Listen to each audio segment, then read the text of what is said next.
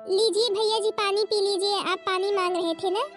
हाँ हाँ बहन, मैं पानी तो मांग रहा था, लेकिन कि रानी आज अभी राजू स्कूल से नहीं आया, तुम्हारे साथ आज स्कूल से आया नहीं क्या? मैंने तुम दोनों लोगों को बता रखा है कि दोनों लोग साथ में जाया करो और साथ में ही आया करो, लेकिन ये जो राजू है ना, दोस्तों के साथ में इधर उधर निकल जाता है। नहीं भैया, राजू भैया मेरे साथ नहीं है। राजू भैया तो अब आएंगे भी नहीं। अब वो तो परदेश चले गए हैं, शहर चले गए हैं। जब खूब सारे पैसे कमा लेंगे तभी आएंगे राजू भैया अब घर। क्या क्या? मेरा भाई परदेश चला गया है मुझसे बिन बताए इतनी कम उम्र में? उसे परदेश किसने भेजा? उसे किसने कहा परदेश जाने के लिए? मैं अभी था, उसको जाने की क्या जरूरत थी? मेरे को भी तो राजू ने कुछ भी नहीं बताया। वो तो बाद में मुझे भी पता चला कि राजू परदेश चला गया। जब रानी स्कूल से आई तो फिर बताने लगी कि भैया परदेश चले गए। तो फिर हमें भी बहुत दुख हुआ, पर अब मैं क्या करूं। हे भगवान, लगता है राजू को सब कुछ पता चल गया कि मेरी भी नौकरी छूट गई, इतना सारा कर्जा है, इसीलिए वो परदेश चला गया। हाँ भैया, हमने और राजू भैया ने सब कुछ सुन लिया था कि आप लोगों के ऊपर इतनी परेशानी है। तो फिर भैया आप ही बताएं, हम लोग कैसे पढ़े, क्या करने के लिए हम लोग पढ़े? जब आप लोगों के ऊपर इतनी परेशानी है, आप लोग हमें कहाँ से पढ़ाते? इसलिए मैंने और भैया ने पढ़ाई छोड़ दी। भैया जी गए अब परदेश में कमाएंगे, और भाभी के साथ मैं गाँव में खेत में सबके जाऊंगी काम करवाने। हे भगवान, मेरी नौकरी छूटने की वजह से ये सब कुछ हो गया। भैया आप परेशान मत होइए। अब देखना, जब राजू भैया शहर से आएंगे ना, ढेर सारे पैसे लेकर के आएंगे। फिर हम लोग खूब बढ़िया सा घर बनवा लेंगे, उसी में रहेंगे। इस तरह दूसरे के यहाँ बैठे थोड़ी ना रहेंगे फिर। हाँ मेरी बहना, तू तो बड़ी समझदार हो गई है। मेरा राजू भी हमें छोड़कर चला गया पैसे कमाने बहना। अब तू भी स्कूल छोड़ चुकी है, अब भाभी के साथ काम में लग गई है।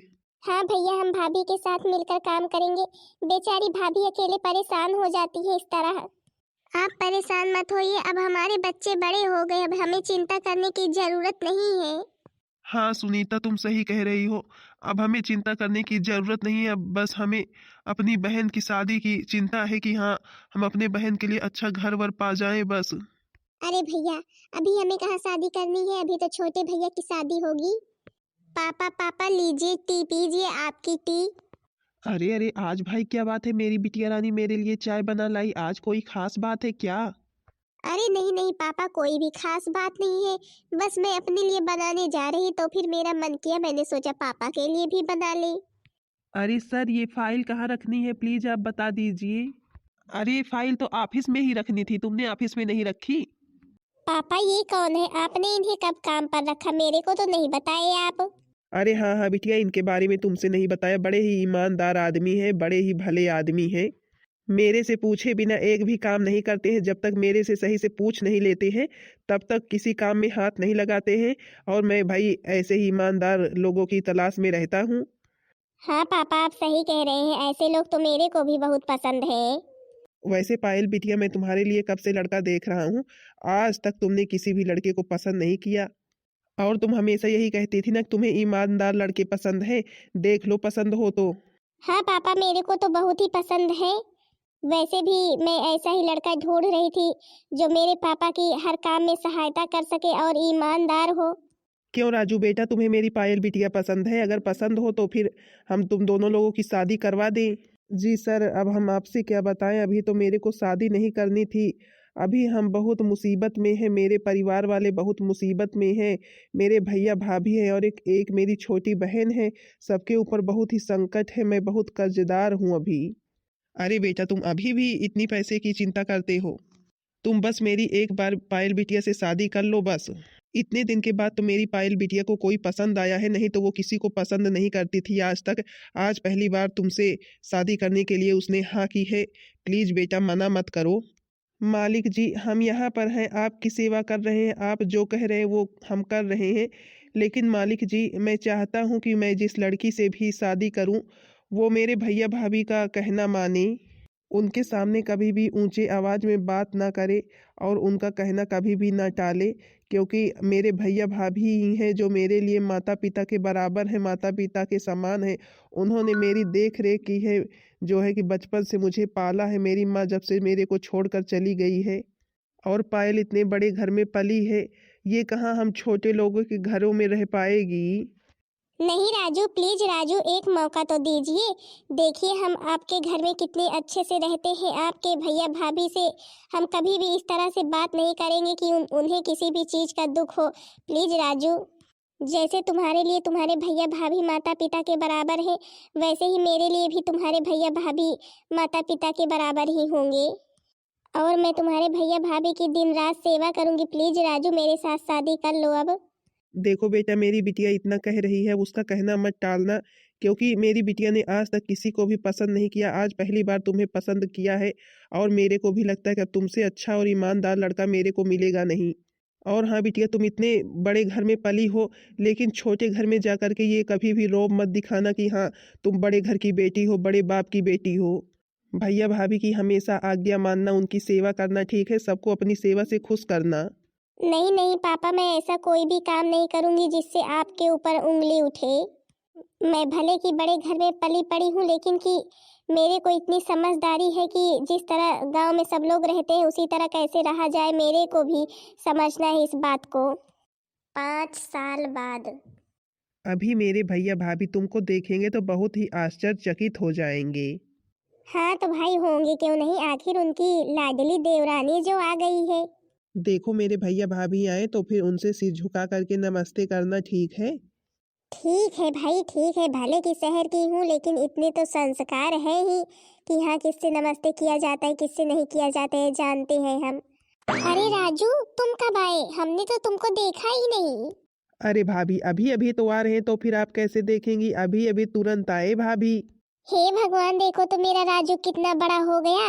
जब मेरे को छोड़कर चुपके से गया था इतना छोटा सा था, और आज देखो तो आज 5 साल हो गए, कितना बड़ा हो गया मेरा राजू। अरे भाभी जी, क्या छोटे ही रहेंगे राजू जी? अब बड़े तो होंगे ही, इतने दिन बीत गए हैं तो फिर। हाँ बात तो तुम सही कह रही हो, लेकिन बिटिया रानी तुम कौन हो? हमने तुम्हें नहीं पहचाना। भाभी जी, बस अपनी छोटी बिटिया रानी या बहन ही समझ लीजिए, हम राजू जी की पत्नी है। क्या कहा, क्या कहा? राजू जी की पत्नी हो? मतलब कि मेरी देवरानी? राजू तुमने शादी भी कर ली और हमसे बताया भी नहीं, मतलब कि कमाने क्या निकले सीधा मेरे लिए देवरानी ही लेकर के चले आए, शादी भी कर ली। अरे कम से कम एक बार तो बता देते भैया से, भाभी से, अपनी बहन से, सब लोगों को तुम्हारी शादी का इंतजार है। अब भाभी आपसे क्या बताएं, इतनी जल्दी थी इन लोगों को कि जल्दी जल्दी में सब कुछ हो गया और आपको बताने का समय भी नहीं मिला। मेरे को पता था भाभी जी गुस्सा जरूर करेंगी, प्लीज भाभी गुस्सा मत होइए। अरे भाभी लीजिए, भैया जी की आरती करिए। अब भैया जी की आरती बाद में होगी, पहले तुम्हारी भाभी की आरती होगी। भाभी जी भी आई है। क्या कहा बड़ी भाभी आपने? मतलब कि मेरी छोटी भाभी है, मेरे भैया जी मेरे लिए भाभी लेकर के आ गए। वाह भैया वाह, मतलब कि कमाने गए और मेरे लिए भाभी लेकर चले आए। हम लोग तो आपकी शादी का कितने बेसब्री से इंतजार कर रहे थे, पर भैया जी ने तो हमें सरप्राइज ही दे दिया। हाँ रानी, सरप्राइज तो भैया जी ने दे दिया। चलो अच्छा, अब अपनी भाभी जी को अंदर ले चलो।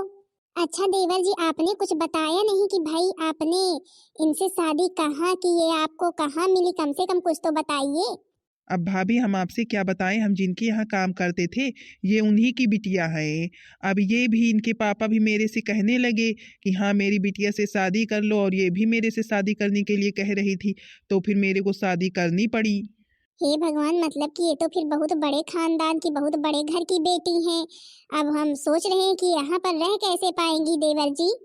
अरे भाभी जी, आप चिंता मत कीजिए, हम धीरे धीरे सब कुछ सीख जाएंगे, आपके साथ रहेंगे। आप हमें जो कुछ भी नहीं आता है सिखा देंगी ना भाभी? हाँ हाँ मेरी छोटी भाभी, आपकी छोटी ननद है ना आपको सब कुछ सिखाने के लिए। पायल वो मेरी छोटी बहन है। भाई मेरी छोटी बहन बहुत लाड प्यार से पली है, भले कि मम्मी जी छोड़कर हमें चली गई, लेकिन भैया भाभी ने और हमने उसे बड़े प्यार से पाला है। तो फिर जो है कि तुम भी उसको अपनी बहन या छोटी बिटिया रानी की तरह ही समझना। जी आप परेशान मत होइए, हम सबका अच्छे से ध्यान रखेंगे।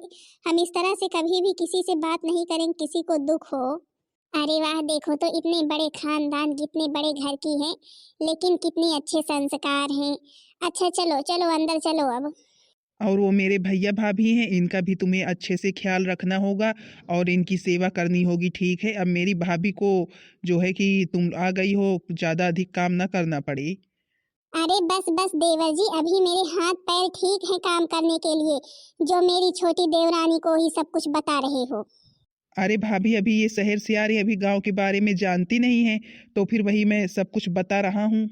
अच्छा रानी, भाभी और भैया को अंदर ले चलो, नाश्ता पानी कराओ। यहाँ के लोग तो बिल्कुल गंवार से हैं, बात करने तक की तमीज नहीं है। और जो रानी है पता नहीं कैसी है, जब देखो इतनी खिलखिलाती रहती है, भाभी भाभी करती रहती है। अरे मतलब कि मैं इतने बड़े बाप की बेटी हूँ और इनसे हमारा मुकाबला हो सकता है? किसी लायक हैं ये लोग? मैंने राजू के साथ शादी की है तो इसका मतलब ये थोड़ी ना है कि मैं इस घर की नौकरानी बन गई, सबका कहना मानूंगी।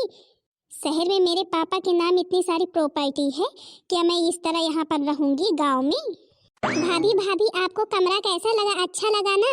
मैंने साफ सफाई की है, जब से मेरे को पता चला मेरी भाभी आ गई है तब से मैं जल्दी जल्दी झाड़ू पोछा मैंने सारा कुछ कर दिया।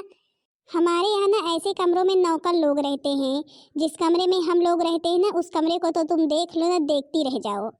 और तुम्हारे अंदर कोई तमीज नाम की चीज ही नहीं है। ऐसे ही चली आई, कम से कम एक बार पूछ तो लेते हैं कि अंदर आए कि ना आए, ऐसे ही किसी के कमरे में चली जाती हो। तमीज सीखो, इतनी बड़ी हो गई हो। हे भगवान, ये मेरी भाभी मेरे से कैसे बात कर रही है? इस तरह तो मेरे से कभी भी बड़ी भाभी ने बात नहीं किया जैसे मेरी छोटी भाभी कर रही हैं।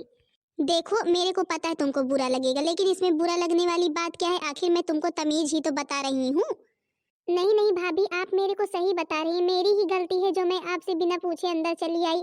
अच्छा भाभी, मैं तो ये पूछने आई थी कि आपको नाश्ते में क्या पसंद है, मैं आपके लिए वही बनाऊं। क्या बताऊं तुमको, मेरे को नाश्ते में जो पसंद है ना वो यहाँ पर मिलेगा ही नहीं, वो चीज़ तुम लोगों ने देखी ही नहीं होगी, तो फिर क्या बनाओगी? अरे अरे भाई, क्या बातें कर रही हैं ननंद भाभी? अरे कुछ नहीं राजू, रानी पूछने आई थी कि भाभी जी क्या खाओगी, क्या बनाएं? तो फिर वही हम कह रहे हैं, जो कुछ भी बनाओगी सब कुछ हम खा लेंगे, क्या ऐसा कोई चीज़ थोड़ी ना है जो हम नहीं खाते हैं। अरे मेरी बहन बहुत ही समझदार है, उसने सोचा होगा भाई तुम शहर से आ रही हो, पता नहीं हर चीज को पसंद करो या नहीं, इसीलिए पूछ रही थी। तो फिर बहना, जो कुछ भी बनाना हो बना लो, सब कुछ खा लेंगी तुम्हारी भाभी, और कल से तुम्हारी भाभी भी तुम्हारे साथ काम करवाएंगी। जी भैया ठीक है। हे भगवान, देखो तो भाभी जी कैसे पलट गई। मतलब कि भाभी जी बड़ी चतुर है मेरे को लगता है। भाभी जी मेरे से चाहे जैसे बात कर लें कोई बात नहीं, लेकिन अगर बड़ी भाभी से बात की तो फिर तो मेरे को बहुत दुख होगा, क्योंकि बेचारी वो इतनी अच्छी है कि जो है किसी को कुछ कहती भी नहीं है। मैंने तो सोचा था मेरी छोटी वाली भाभी कितनी अच्छी है, लेकिन इनका धीरे धीरे असली रूप तो अब सामने आ रहा है। देखो, ये मेरी छोटी बहन है भाई, इसका दिल कभी भी मत दुखाना, बहुत अच्छी है, मैंने बड़े लाड प्यार से इसे पाला है। जिस दिन मैं ये घर छोड़ कर गया था उस दिन केवल इसी को पता था और किसी को पता भी नहीं था, पर इसने किसी को बताया नहीं, क्योंकि मैंने मना किया था कि हाँ भाभी भैया से कुछ भी मत बताना। ठीक है भाई, हम भी नहीं कुछ कहेंगे। जब तुम्हारी लाडली बहन है तो फिर मेरी भी तो लाडली ननंद है। अच्छा चलो बाहर, मेरी बहना नाश्ता रेडी कर रही है, चलो नाश्ता कर लो। जी मैं पता नहीं कहाँ आकर के फंस गई हूँ, ना यहाँ पर कोई सोफा है ना कुछ है, इस चारपाई पर बैठूं। अरे कम से कम कुर्सी तो रहती ही है सबके घर में, लेकिन इनके यहाँ तो कुर्सी भी नहीं है। भाभी जी लीजिए, आपके लिए नाश्ता रेडी है। तुम्हारे यहाँ कोई चेयर नहीं है क्या बैठने के लिए? इसी चारपाई पर सब लोग बैठते हैं, कोई आता है बाहर से तो फिर यही चारपाई दे देती हूँ बैठने के लिए।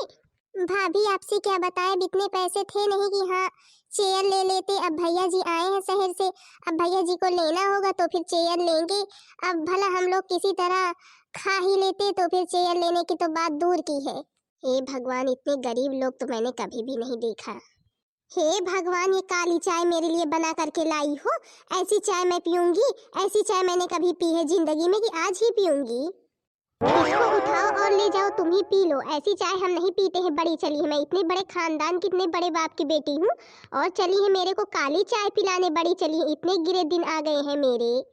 भाभी आपने ऐसे फेंक क्यों दिया? हमने इतनी मेहनत से बनाया था, जो है कि आपको फेंकना नहीं चाहिए था। भाभी दूध नहीं था घर में इसलिए काली चाय बनाई थी। अरे ये क्या हो रहा है, ये सब कुछ गिर कैसे गया? अरे राजू, हम क्या बताएं आपसे, रानी बिटिया लाई थी मेरे को, नाश्ता पकड़ा रही थी, अचानक बहुत गर्म था और हमसे छूट गया हाथ से और गिर गया। अच्छा अच्छा, कोई बात नहीं कोई बात नहीं, जाओ रानी दूसरा नाश्ता ले आओ। जी भैया अभी लाते हैं। अच्छा पायल, मैं तुमको कुछ बताने आया था। पायल, मैंने अपनी टिकट करवा ली है, मेरे को कल निकलना है। जी आपको कल निकलना है, मतलब कि आपने मेरी टिकट नहीं करवाई है? पायल, अभी कितने दिन हुए ही आए। अब जो है भैया और भाभी के साथ कुछ दिन रहो, फिर कुछ दिन के बाद तुमको ले चलेंगे। जी ठीक है। अरे तुम चिंता मत करो, तुम्हें यहाँ पर किसी भी चीज़ की कोई भी परेशानी नहीं होगी। हमारे भैया भाभी बहुत अच्छे हैं। हम तो आए थे देवर जी से कुछ पैसे मांगने, अब देवरानी जी भी हैं, ऐसे अच्छा भी नहीं लगेगा। अरे भाभी जी, क्या बात है, बताइए भाभी। अरे देवर जी बात कर लीजिए, बात कर लीजिए, हम अभी बाद में मिलते हैं। अरे बताइए बताइए भाभी, पैसों की जरूरत तो नहीं है? हाँ देवर जी, पैसों की ही जरूरत थी। कुछ पैसे दे देते, बहुत सारा खर्च लग रहा है। जो है घर में कोई सामान भी नहीं है, कोई राशन भी नहीं है, सब कुछ लाना ही है। अगर आपके पास हो तो फिर दे दो। अरे भाभी, क्यों नहीं क्यों नहीं, आप इतना हिचक क्यों रही हैं? पैसे तो हम देंगे ही। भाभी लीजिए, पैसों से काम चलाइए। बाकी आज हम दुकान पर जाएंगे, तो फिर जो कुछ भी घर में नहीं है सारा हम राशन भिजवा देंगे, ठीक है? ठीक है, मेरा बच्चा अब कमाने लायक हो गया। अब धीरे धीरे घर की स्थिति सुधर जाएगी। हे भगवान, देखो तो पूरी की पूरी गड्डी नोटों की निकाल कर पकड़ा दी भाभी को। बड़ी चालाक, बड़ी चतुर है ये औरत। लेकिन अभी शायद भूल रही कि मेरे पति को बेवकूफ बना सकती है, लेकिन मेरे को नहीं। यही होगा इसका लाडला देवर। मैं इसकी लाडली देवरानी नहीं हूँ, मैं अभी अपना असली रूप दिखाई नहीं हूँ। अब दिखाना चालू करूंगी, क्योंकि ऐसे तो काम चलने वाला है नहीं। ये लोग इसी तरह करेंगे और मेरे पति से पैसे ले लेकर उसे भिखारी बना देंगे। क्या मेरे पति ने पूरे घर के लोगों का ठेका ले रखा है क्या? कि नहीं बहन दीदी लोग, मैं सही बात कह रही हूँ कि नहीं? अब ये कल परदेश के लिए निकल जाए तो फिर मैं बताऊँ, इन लोगों का बहुत भाव बढ़ गया है, बहुत पैसे दिखाई देते हैं इन लोगों को। इस तरह तो हम लोग एकदम से भिखारी ही बन जाएंगे। अब ये भाभी है तो क्या ये बात थोड़ी ना है कि हाँ भाभी है, जब देखो पैसे ही मांगती रहेंगी। अरे अपने उम्र में तो कुछ कर नहीं पाई है, अपना तो कुछ कमा नहीं पाई है, ना ये ना इनका पति। और जो कुछ भी कमाई होंगी वो रखी होंगी और दूसरे का पैसा उड़ा रही है। तो फिर मैं ऐसा होने थोड़ी ना दूंगी। अब ये असली चेहरा मेरा देखेंगी। बाकी बहन दीदी लोग, आप लोगों के यहाँ तो ऐसी जेठानी लोग नहीं है, कमेंट में जरूर बताना। वीडियो पसंद आई होगी तो वीडियो को लाइक कर देना, चैनल को सब्सक्राइब कर देना, ताकि तीसरा पार्ट आप सबके पास जल्द से जल्द पहुँचे। बहन दीदी लोग तीसरा पार्ट जरूर देखना।